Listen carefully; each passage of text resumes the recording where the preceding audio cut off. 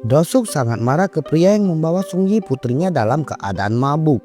Karena ia tak mau Sungyi dimiliki orang yang tak pantas. Kini Sungyi telah kuliah.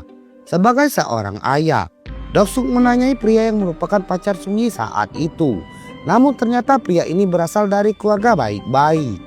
Hingga suatu hari, Dosuk menerima telepon dari bibi Sungyi. Ia mengatakan bahwa ibu kandung Sungyi yang bernama Yungja dalam keadaan kritis. Ibunya sangat ingin bertemu dengan Sungyi. Dalam keadaan yang kurang sehat dengan berat hati, Dosuk mengajak Sungyi pergi ke Cina untuk menemui ibu Sungyi. Sungyi hanya bingung karena sudah belasan tahun ia tak pernah melihat ibunya. Mereka pun tiba di sebuah rumah tempat ibu dan neneknya tinggal. Setelah sekian lama tak berjumpa, Sungyi akhirnya bertemu dengan sang ibu. Mereka menangis sambil melepas kerinduan.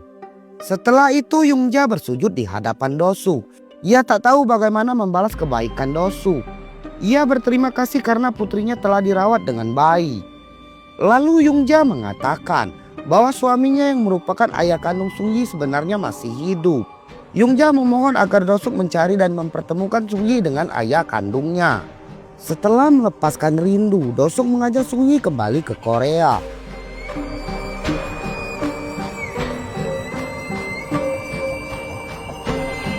Suatu hari, Sungyi melihat sepatu Dosuk ayahnya ternyata sudah rusak. Sungyi diam-diam bekerja paruh waktu demi membelikan sepatu untuk ayah angkatnya. Sementara Dosuk menepati janjinya pada Yungja. Ia mencari keberadaan ayah kandung Sungyi. Dalam kondisi kurang sehat, Dosuk terus mencari ayah kandung Sungyi. Ternyata ayah kandung Sungyi kini telah berkeluarga dan hidupnya sangat mapan. Dosuk membawa Sungyi menemui ayah kandungnya. Sungyi tampak senang, lalu Dosuk pulang. Ia memberi kesempatan Sungyi untuk mengenal lebih dekat ayah kandungnya. Apalagi ayah kandungnya adalah orang yang mapan.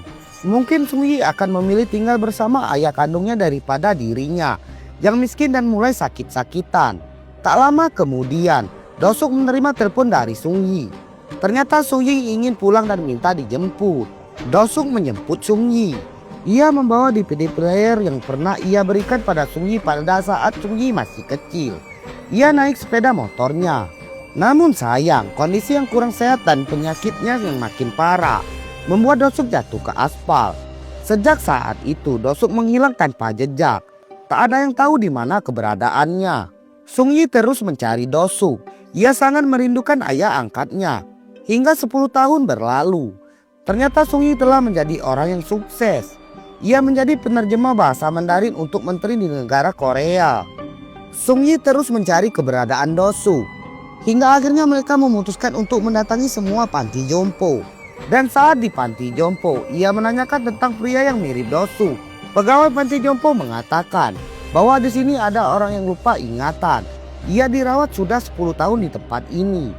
Karena tak dirawat, pria itu kondisinya makin parah. Dan ia masih tak ingat siapa dirinya.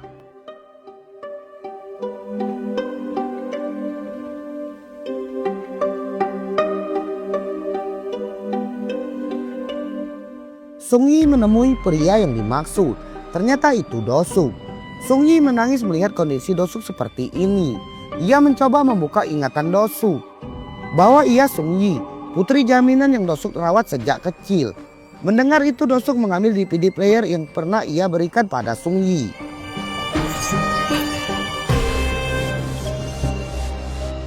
Sungyi membawa sepatu yang belum sempat ia berikan pada ayah angkatnya. Dan pada saat ia membuka kaos kaki Dosuk, ia menemukan buku tabungan Dosuk. Sungyi menangis karena itu adalah uang asuransi pendidikan untuk Sungyi. Ternyata Dosuk adalah sosok orang tua yang luar biasa yang mencurahkan semua hidupnya untuk Sungyi. Dosuk yang belum sepenuhnya ingat menangis saat dipeluk Sungyi. Di akhir film, Sungyi tampak menikah dan Dosuk mendampinginya sebagai ayahnya. Kini Dosuk ingatannya mulai pulih. Dan ia menikmati sisa hidupnya bersama putri angkat dan menantu yang sangat menyayanginya. Film pun usai. Sampai jumpa di film selanjutnya.